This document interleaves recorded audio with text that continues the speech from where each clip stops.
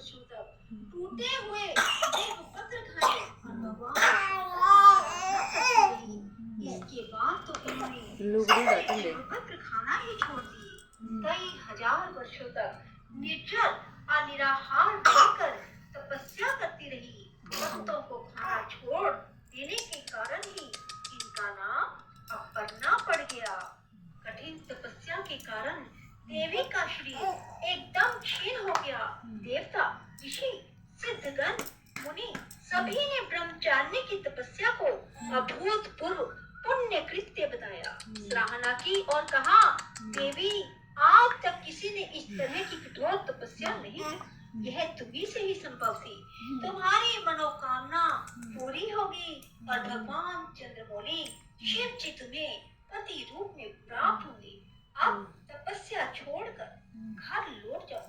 जल्द ही तुम्हारे पिता तुम्हें बुलाने आ रहे हैं। माँ ब्रह्मचारिणी देवी की कृपा से मनुष्य को सर्व सिद्धि की प्राप्ति होती है।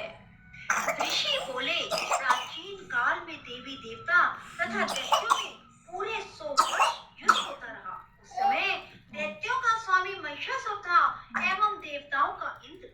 उस संग्राम में देवताओं की सेना महाबली दैत्यों से हार गई। तब सभी देवताओं को जीतकर महिषासुर इंद्र बन बैठा। तब हार कर सभी देवता ब्रह्मा जी को अग्नि बनाकर वहां गए जहाँ विष्णु और शंकर जी विराज रहे थे।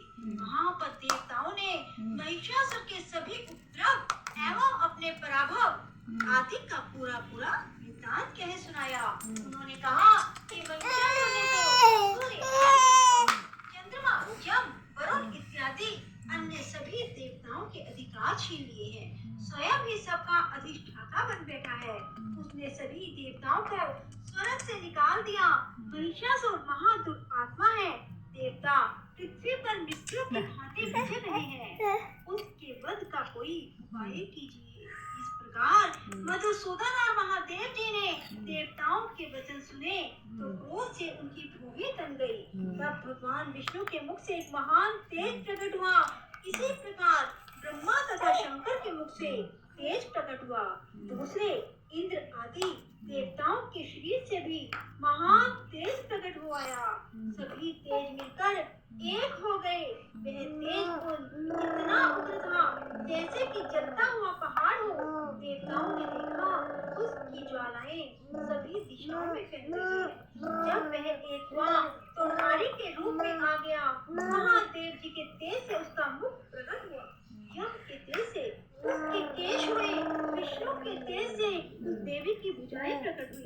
चंद्रमा से दोनों स्तन, इंद्र के तेज से उसका कटिन प्रदेश, वरुण के तेज से जंघा व उरुस्थल, पृथ्वी के तेज से नितंबों का प्रादुर्भाव हुआ। ब्रह्मा के तेज से दोनों चरण, सूर्य के तेज से चरणों की उंगलियां, वसुओं के तेज से हाथों की उंगलियां, कुबेर के तेज से नासिका आविर्भाव हुआ। उसके दांत प्रजापति के तेज से प्रकट हुए। अग्नि के तेज से 3 नेत्र हुए। संध्याओं के तेज से दोनों भुवनें, वायु के तेज से दोनों कान उत्पन्न हुए। इसी प्रकार समस्त देवताओं के तेज द्वारा भगवती का प्रादुर्भाव हुआ। इस प्रकार सभी देवताओं के तेज पुंज से प्रकट हुए देवी जी को देखकर महिषासुर के पीड़ित समस्त देवता प्रसन्न हुए। महादेव ने देवी को अपने त्रिशूल से शूल निकाल कर दे दिया। श्री विष्णु जी ने अपना सुदर्शन चक्र प्रकट करके दिया। वरुण ने, शंख और अग्नि ने उसे शक्ति दी। मारुत ने उन्हें धनुष दिया और बाणों से भरपूर 2 कर्कश दे दिए। देवराज इंद्र ने अपने वज्र से वज्र पैदा कर दिए। फिर सहस्त्र नेत्र इंद्र ने ऐरावत हाथी से घंटा दिया। यमराज ने काल दंड से दंड प्रदान किया। सागरपति ने रुद्राक्ष माला अर्पित की। ब्रह्मा ने कमंडल भेंट किया। सूर्य ने भगवती के भी रोम कूपों में अपनी किरणें प्रदान की।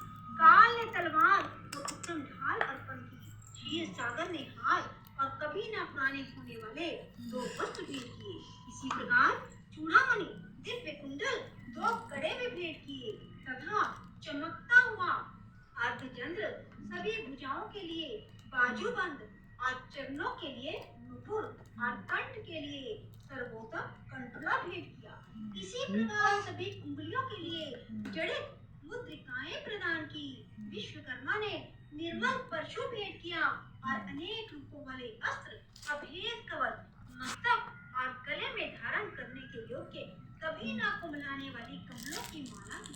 जल्दी ने उसे बहुत सुंदर कमल दिया। हिमालय ने वाहन के लिए सिंह और भी अनेक प्रकार के रत्न भेंट किए। कुबेर ने सुना से भरपूर पात्र दिया। सभी नागों के स्वामी एवं पृथ्वी धारण करने वाले शेष जी ने महामणियों से सुशोभित नाग हार दिया। इसी प्रकार सारे देवताओं ने भी भूषण एवं आयुधों के द्वारा देवी जी का सत्कार किया।